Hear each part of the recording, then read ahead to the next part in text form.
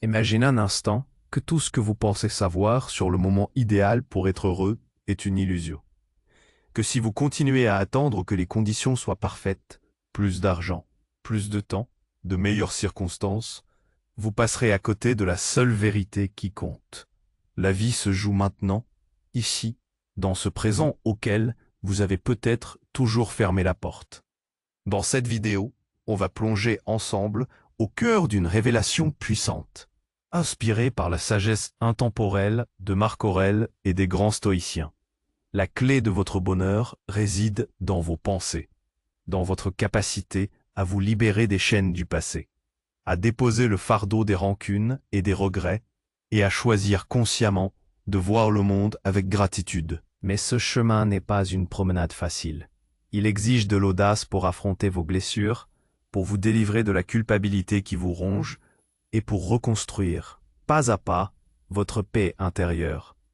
Il vous faudra apprendre à dire non, non aux attentes toxiques, non aux compromis qui sapent votre dignité, afin de créer un espace sacré où vous pouvez enfin respirer librement. Car la véritable transformation ne naît pas de l'absence de douleur, mais du courage de la traverser et d'en sortir plus fort. Cette vidéo ne vous promet pas un bonheur automatique ni une recette miracle. Elle vous invite à faire un choix radical, celui de prendre en main votre vie, ici et maintenant, d'accueillir l'échec comme un allié et non un ennemi, de sortir de votre zone de confort pour embrasser les défis qui font de vous un être plus grand, plus libre. Vous comprendrez que le bonheur n'est pas une destination rêvée, mais une pratique quotidienne, une discipline de l'esprit et du cœur, à la fois exigeante et profondément libératrice. Préparez-vous à questionner vos croyances, à ressentir ce mélange de feu et d'espoir qui jaillit quand on décide enfin, oui, je mérite cette liberté émotionnelle, cette paix intérieure, cette joie authentique. Il n'est jamais trop tard pour comprendre cela. Et surtout, il n'est jamais trop tard pour commencer. Liste des thèmes développés dans la vidéo. 1. Vivre pleinement le présent, sans attendre les conditions idéales.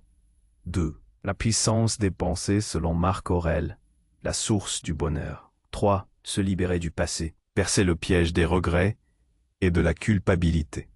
4. Le tardant, une arme pour s'alléger, pas pour justifier. 5. Pratiquer la gratitude pour transformer l'insatisfaction en richesse intérieure. 6. L'art de poser des limites, dire non, pour protéger sa paix et sa dignité. 7. Reconstruire son monde intérieur en affrontant ses douleurs. 8.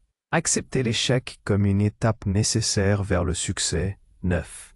Sortir de sa zone de confort pour grandir véritablement. 10.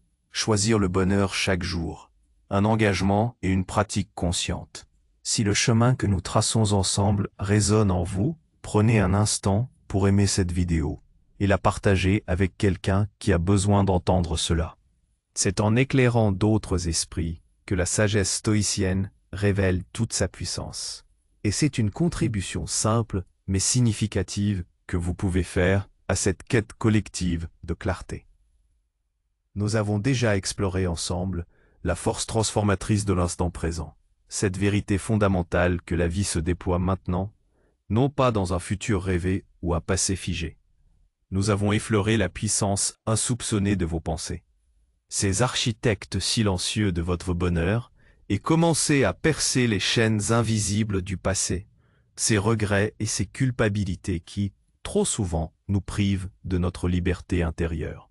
Mais ce chemin vers une paix authentique ne s'arrête pas là. Il nous invite à aller plus loin, à affronter des aspects de notre existence qui demandent courage et discernement. Car après s'être libéré du poids des erreurs passées, se pose la question cruciale de la manière dont nous interagissons avec le monde, avec les autres, et surtout avec nous-mêmes. C'est ici que se déploient les prochaines étapes de notre exploration stoïcienne, des piliers essentiels pour ériger cette forteresse intérieure que nul événement extérieur ne saurait ébranler. Le pardon, une arme pour s'alléger, Lorsque nous parlons de se libérer du passé, le concept de pardon émerge inévitablement. Mais comprenez bien cela, le pardon, dans une perspective stoïcienne, n'est pas un acte de générosité envers l'autre, ni une justification de l'offense. C'est un cadeau que vous vous offrez à vous-même, une libération intérieure. Trop souvent, nous portons le poids des rancœurs et des injustices comme des fardeaux invisibles.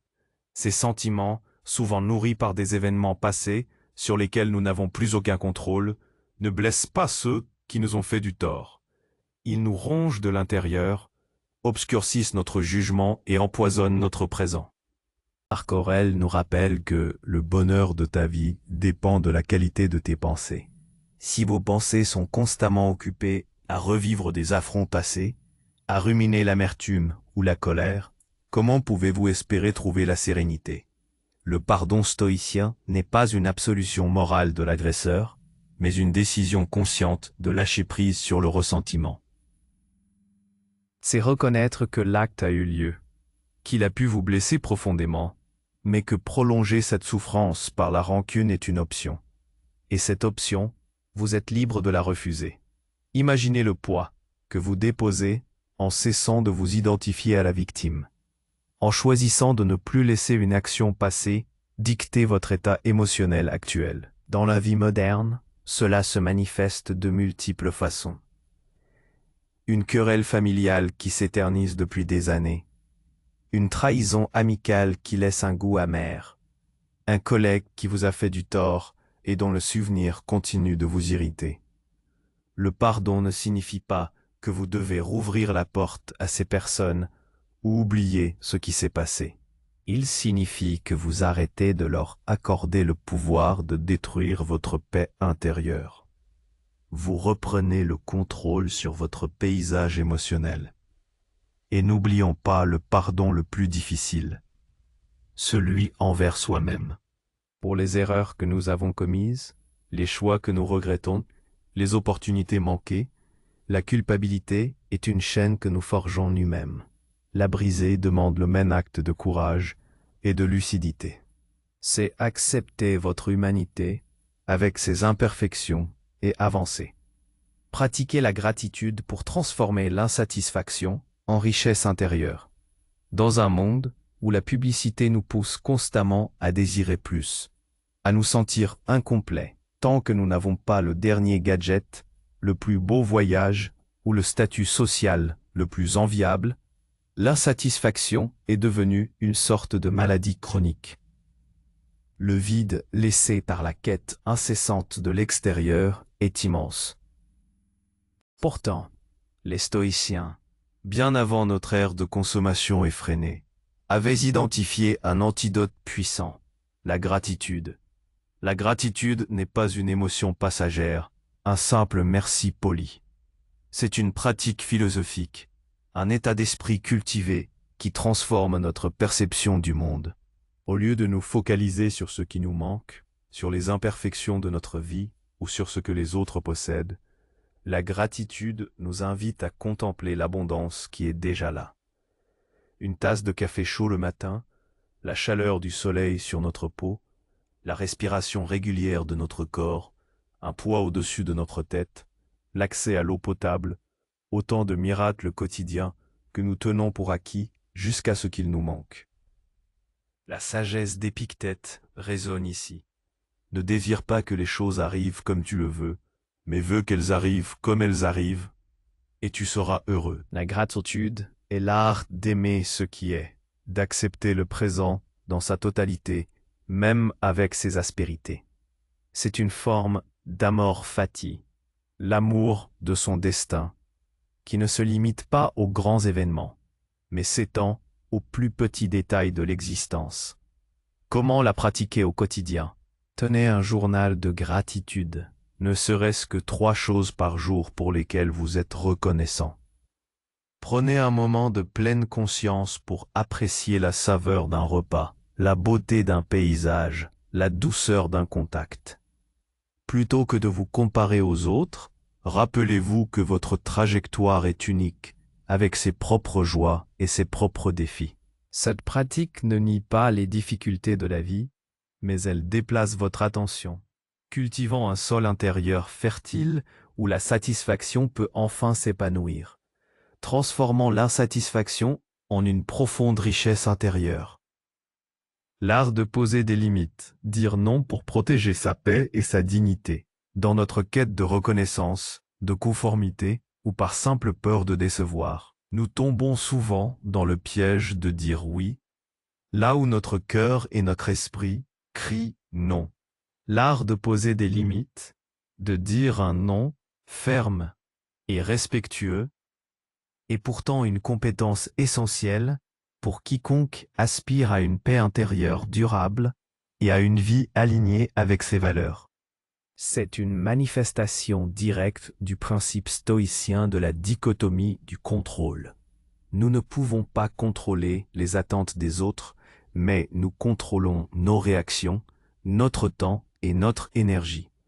Dire non n'est pas un acte de rejet envers autrui, mais un acte de protection de soi. C'est ériger les remparts de votre citadelle intérieure, pour reprendre l'expression stoïcienne. Chaque fois que vous dites oui à quelque chose qui va à l'encontre de vos priorités, de votre bien-être, ou qui empiète de manière déraisonnable sur votre temps et votre énergie, vous dites implicitement non à vous-même, à vos besoins, à vos aspirations. Dans le monde moderne, avec ses sollicitations constantes, notifications incessantes, demandes professionnelles qui dépassent les horaires, invitations sociales qui ne vous enchantent pas vraiment, injonctions à être toujours disponible, la capacité à établir des frontières claires devient un véritable bouclier. Le courage de dire non vient d'une connaissance profonde de soi et de ses valeurs. Qu'est-ce qui est réellement important pour vous? Quelle est votre limite d'énergie? Quels sont les engagements qui nourrissent votre âme et ceux qui la drainent?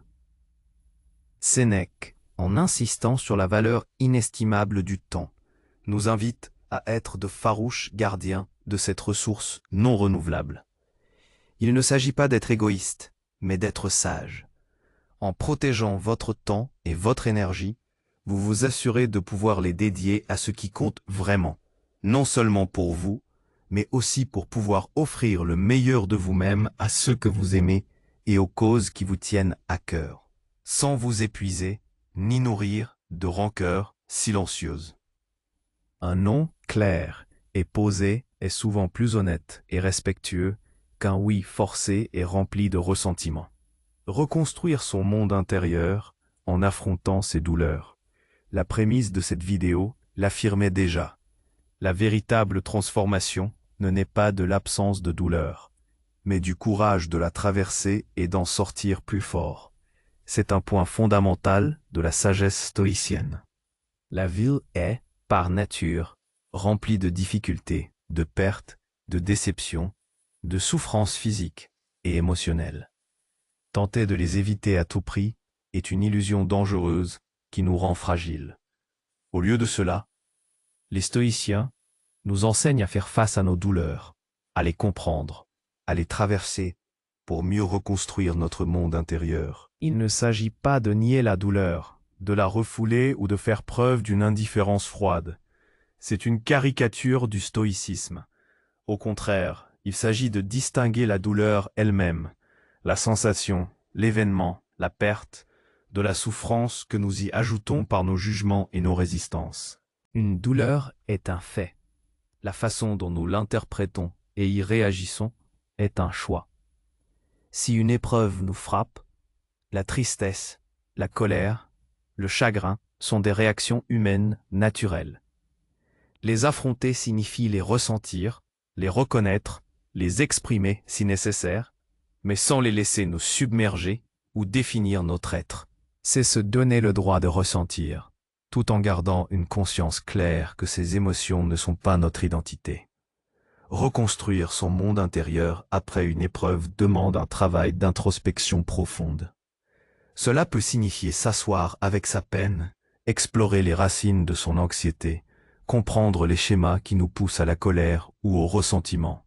C'est un processus actif de guérison, où l'on déconstruit les narratives négatives que l'on se raconte, où l'on identifie les blessures non cicatrisées. Dans notre société moderne, où les distractions sont omniprésentes et nous poussent à fuir le malaise, prendre ce temps de confrontation est un acte révolutionnaire.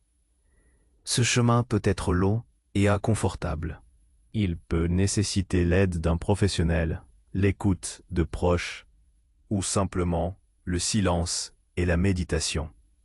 Mais chaque pas dans cette reconstruction est un renforcement de votre résilience, une preuve que vous êtes capable de traverser les tempêtes. Vous ne sortirez pas indemne, mais vous sortirez plus sage, plus fort, avec une paix intérieure d'autant plus précieuse qu'elle a été forgée dans l'épreuve. Votre monde intérieur, une fois reconstruit sur des fondations solides, sera moins vulnérable aux caprices du destin. Acceptez l'échec comme une étape nécessaire vers le succès. La peur de l'échec est l'un des plus grands freins à l'action et à la croissance dans nos vies. Elle nous paralyse, nous pousse à rester dans notre zone de confort, à ne jamais tenter ce qui pourrait nous élever. Pourtant, pour les stoïciens, l'échec n'est pas une fin en soi, mais une opportunité déguisée. C'est un feedback, un enseignement, une étape inévitable sur le chemin de toute entreprise significative. Marc Aurèle, avec sa sagesse pragmatique, nous offre cette perspective essentielle. Ce qui fait obstacle à l'action en fait avancer l'action. Ce qui se trouve sur le chemin devient le chemin. L'échec n'est pas un mur, mais une partie de la route, une bifurcation qui nous invite à réévaluer, à adapter notre stratégie, à renforcer notre détermination. Dans le monde moderne, l'échec est souvent stigmatisé, associé à l'incompétence ou à la honte. Nous voyons les réussites éclatantes, mais rarement les innombrables tentatives infructueuses qui les ont précédées. Cette culture de la perfection nous prive de l'une des sources d'apprentissage les plus riches. Accepter l'échec, c'est d'abord déconstruire cette peur. C'est comprendre que chaque tentative infructueuse n'est pas une preuve de notre insuffisance, mais une information précieuse sur ce qui ne fonctionne pas, sur les ajustements nécessaires. C'est développer une résilience qui nous permet de nous relever, d'analyser sans s'apitoyer et de persévérer. Imaginez un entrepreneur qui lance une idée novatrice. Les premiers prototypes échouent, le marché ne réagit pas comme prévu, les fonds viennent à manquer. S'il abandonne à chaque revers, il ne connaîtra jamais le succès.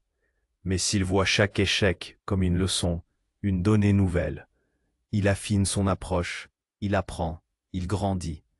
Cette acceptation de l'échec est aussi une forme de détachement. Nous ne contrôlons pas toujours le résultat final de nos actions.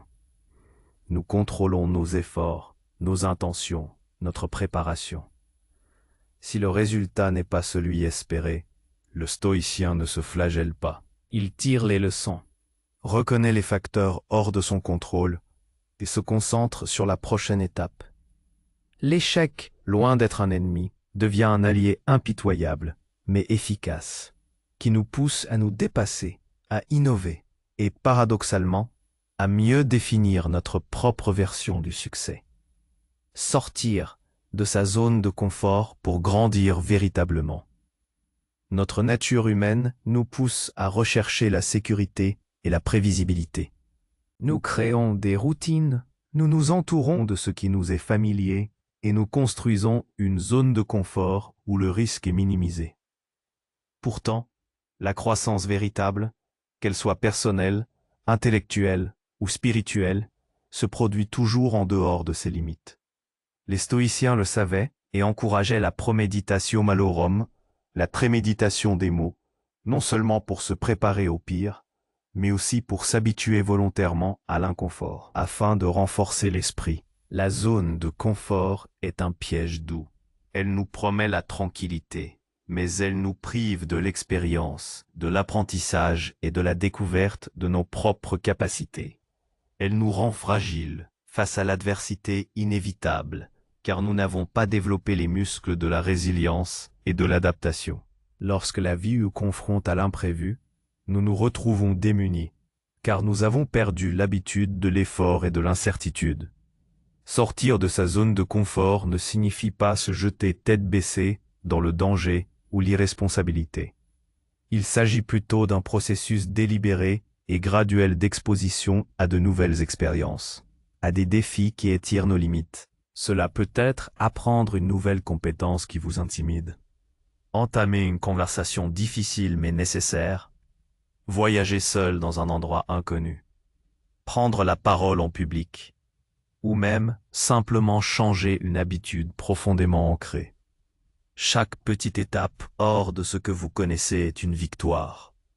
Elle renforce votre confiance en vous, élargit votre perspective et vous enseigne que vous êtes capable de bien plus que vous ne l'imaginez. Ces actes volontaires d'inconfort nous rappellent notre autonomie et notre capacité à nous adapter.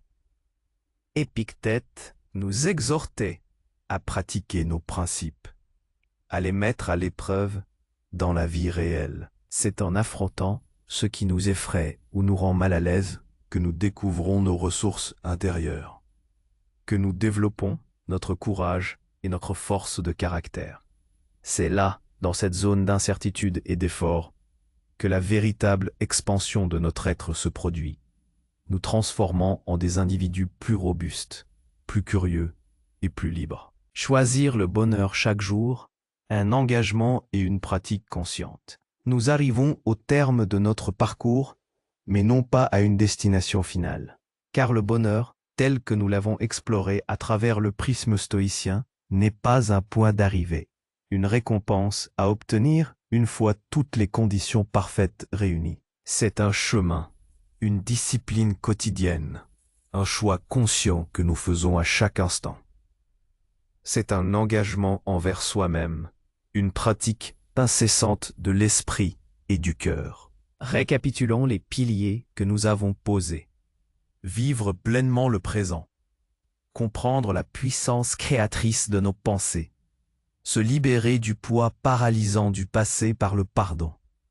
Cultiver une gratitude inébranlable pour ce qui est. Poser des limites saines pour protéger notre dignité. Affronter nos douleurs pour mieux reconstruire. Accepter l'échec comme un maître et enfin, oser sortir de notre zone de confort pour grandir. Tous ces éléments ne sont pas des recettes miracles à appliquer une seule fois. Ce sont des muscles à entraîner chaque jour. Le bonheur stoïcien n'est pas une euphorie passagère, mais une sérénité profonde, une forme d'ataraxie, cette absence de trouble, que l'on cultive malgré les tumultes du monde. Il naît de la conscience aiguë de ce qui dépend de nous et de ce qui n'en dépend pas. Nous ne contrôlons pas les événements extérieurs, la perte d'un emploi, la maladie, l'opinion des autres. Mais nous contrôlons notre réaction face à ces événements, nos jugements, nos intentions. C'est cette distinction fondamentale qui nous rend souverains de notre monde intérieur.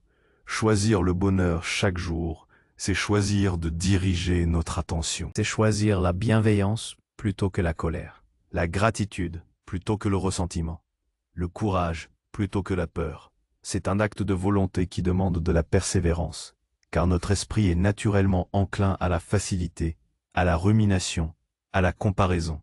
Mais c'est précisément dans cette exigence que réside la libération. En reprenant les rênes de votre vie intérieure, vous devenez l'architecte de votre propre destin, non pas en contrôlant les vents, mais en apprenant à bien manœuvrer votre voile.